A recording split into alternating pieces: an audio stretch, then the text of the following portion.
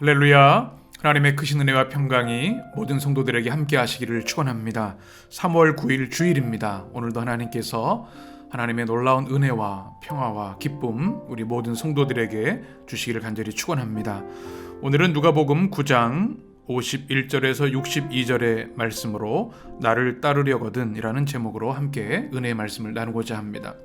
우리 믿음의 성도들, 오늘 믿음의 가정들, 또 각자 예배 자리에서 예배하는 우리 성도들 하나님이 기뻐하시고 오늘도 말씀으로 우리에게 은혜 주실 줄 믿습니다. 매일 성경교재 40쪽과 41쪽을 참고하시면 되겠습니다. 오늘 누가복음 9장은 51절 말씀 이렇게 시작합니다. 예수께서 승천하실 기약이 차감해 예루살렘을 향하여 올라가기로 굳게 결심하시고. 아멘. 이제 주님이 승천하실 기약에 차간다 고 말씀하고 있습니다. 이제 주님께서 십자가의 길을 더 가까이 가셔야 하고 대속의 죽음, 인류 구원의 위대한 구원의 역사를 이루실 날이 다가오고 있습니다. 십자가에 죽으시고 부활하시고 또 승천하실 이 구원의 핵심 사건들, 또 가장 중요한 그 하나님의 역사들이 다가오고 있습니다. 그래서 주님은 어디로 향하십니까? 예루살렘을 향하여 올라가십니다. 오늘 51절에서 우리가 주목하게 되는 말씀은 굳게 결심하시고 라는 말씀입니다. 예수님께서 이제 공생의 모든 기간을 마무리하시면서 구원의 절정, 십자가와 부활과 승천의 역사를 이루시기 위해서 예루살렘으로 가시기 위해 굳게 결심하시는 것이죠. 이것은 십자가의 길입니다. 죽으심의 길이고 정말 고통의 길입니다. 그럼에도 불구하고 온 인류를 구원하시고자 하는 하나님의 구원 역사를 위해 결단하시고 이제 갈릴리에서 예루살렘으로 나가시는 것이죠. 그래서 그 길을 준비하려고 오늘 52절에 보면 사마리아의 마을을 들어갑니다. 그런데 53절에 보면 이 예루살렘을 가려면 갈릴리에서 사마리아를 지나가서 가야 되는 그런 과정이 중간에 있기 때문에 되었는데요. 이렇게 말씀합니다. 53절입니다. 예수께서 예루살렘을 향하여 가시기 때문에 그들이 받아들이지 아니하는지라. 아멘. 그런데 이 사마리아는 예수님을 받아들이지 않습니다. 환영하지 않는 것, 거절하는 것입니다. 참으로 안타까운 일이죠. 온 인류의 구원자신 주님을 기쁨으로 맞이하고 환영했으면 좋을 텐데 이들이 왜 주님을 환영하지 않고 거부했을까요? 그것은 우리가 잘 알고 있는 사마리아라고 하는 땅에 대한 이해를 하면 이해할 수 있습니다. 갈릴리에서 예루살렘으로 가는 중간에 있는 이 사마리아 땅은 오랜 역사적인 차별과 혐오의 땅이었습니다. 그래서 유대인들과 상극의 극한 대립의 상황 가운데 있었죠. 그래서 유대인이었던 예수님을 그들이 환영하지 않고 들어오지 못하게 하는 겁니다.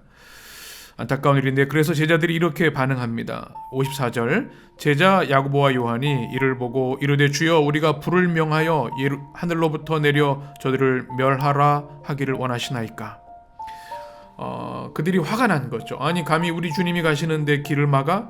주님 불을 내려서 저들을 심판하시죠. 이렇게 말하는 겁니다. 그때 주님은 55절에서 이렇게 말씀합니다. 예수께서 돌아보시며 꾸짖으시고 56절 함께 다른 마을로 가시니라. 아멘. 주님의 제자들을 꾸짖으십니다. 아니다. 결코 폭력적인 또 심판의 모습으로 가는 길이 내 길이 아니다. 주님은 오히려 제자들을 책망하고 계시는 겁니다. 그리고 다른 마을로 우회해서 가시게 되는 거죠. 우리는 이 말씀을 통해서 주님이 가시는 길이 어떤 길인지를 잘 이해해야 합니다. 주님이 가시는 길은 힘과 권력과 폭력의 방식으로 무언가를 이루는 것이 아니라 우리 주님은 은혜와 용서와 사랑으로 하나님 나라를 확장하시는 일을 하시는 거죠. 이것이 오늘을 사는 우리 그리스도인들, 우리 성도들에게도 매우 중요한 것입니다. 우린 때로 대의를 위해서 뭔가 큰 위대한 선교적 사명을 위해서 때로는 폭력적인 모습으로 때로는 힘으로 뭔가를 해결하려고 합니다. 결코 그래서는 안 되는 것이죠. 왜냐하면 우리 주님이 그렇게 하지 않으셨습니다. 그들을 멸하시거나 심판하지 않으셨습니다. 오히려 그들을 은혜와 사랑으로 품어주셨습니다. 우리 해림의 성도들의 삶에 우리 주님의 이 용납과 용서와 또 화해와 또 은혜와 사랑의 삶이 회복되시기를 간절히 축원합니다. 이제 57절 말씀부터 보게 되면 길 가실 때 어떤 사람이 묻습니다. 어디로 가시는지 나는 따르리이다. 주님을 따르겠다고 하는 한 사람이 등장하지요. 58절에 보면 예수님께서 이렇게 말씀하십니다.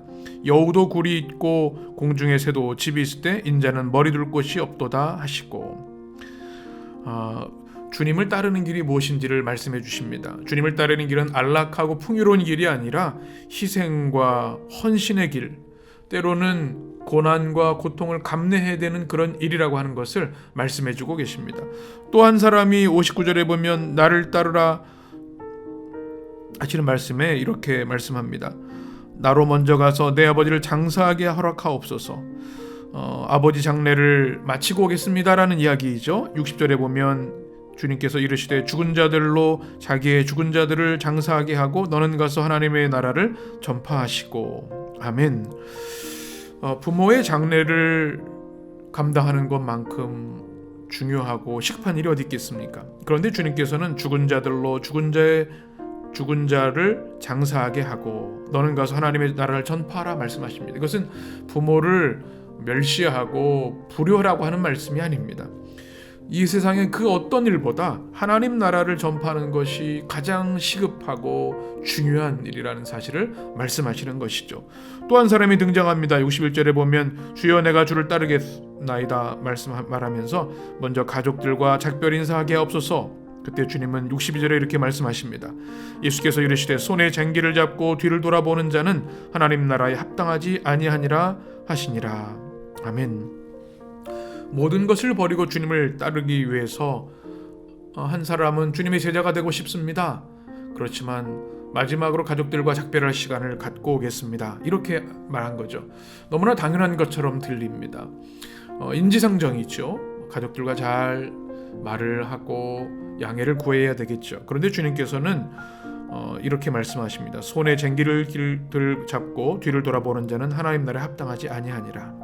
여러분, 농부가 쟁기를 가지고 밭을 갑니다. 근데 그때 뒤를 돌아보면 어떻게 될까요? 그 방향이 삐뚤빼뚤 되겠죠? 제대로 그 업무를 수행할 수 없습니다. 쟁기를 든 사람은 앞을 바라보고 앞으로 전진해야 됩니다. 그와 마찬가지로 하나님 나라를 위해서는 과거에 연연하지 않고 미래를 향해, 앞을 향해 하나님의 명령하심에 순종하며 나가야 되는 것입니다. 이것은 가족을 버리라는 이야기가 아니라 하나님 나라를 위해 일하는 것이 얼마나 긴박한 일이고 중요한 일이고 엄중한 일인지를 말씀하고 있는 거죠. 사랑하는 성도 여러분, 오늘 주님께서 주신 말씀을 우리가 마음속에 깊이 새기기를 원합니다. 주님이 가시는 예루살렘을 향한 그 길, 희생과 십자가의 길, 이제 우리가 사순절기를 지나면서 그 은혜를 더 깊이 깨닫고 우리도 우리의 성공과 쾌락과 즐거움의 길만 가는 것이 아니라 우리 주님처럼 희생과 십자가의 길을 기쁨으로 걸어갈 수 있는, 그로 인해서 하나님의 놀라운 사랑과 구원의 계획을 이루어가는 우리 성도들이 되시기를 바랍니다. 또한 힘으로가 아니라 하나님의 사랑, 은혜, 용서로 주님의 나라를 확장해야 된다는 사실을 꼭 기억하시기 바랍니다. 또한 주님의 부르심에 가장 중요한 것, 헌신과 결단이 있어야 한다는 것입니다. 중요한 것이 얼마나 많습니까? 장례로 해야 되고 가족과 인사도 해야 됩니다. 그러나 그 모든 것 이상으로 하나님 나라를 위해 일하는 것, 주님의 교회를 위해 일하는 것, 최우선순위로 주님의 역사를 감당해야 된다고 하는 것, 주님 나라를 위한 긴박한 주님의 명령, 우리 중요성과 엄중함을 우리가 고백하고 주님의 일에 힘쓰는 우리 해림의 성도들이 되셨으면 좋겠습니다. 오늘 주일의 은혜가 우리 모든 성도들과 가정과 자녀들과 사업장과 일터위에 임하게 되기를 원합니다. 또 이 한 주간도 하나님께서 주일의 은혜를 주셨으므로, 말씀의 은혜를 주셨으므로 믿음 안에 승리하는 우리 복되고 아름다운 믿음의 성도들 되시기를 주님의 이름으로 간절히 축원합니다.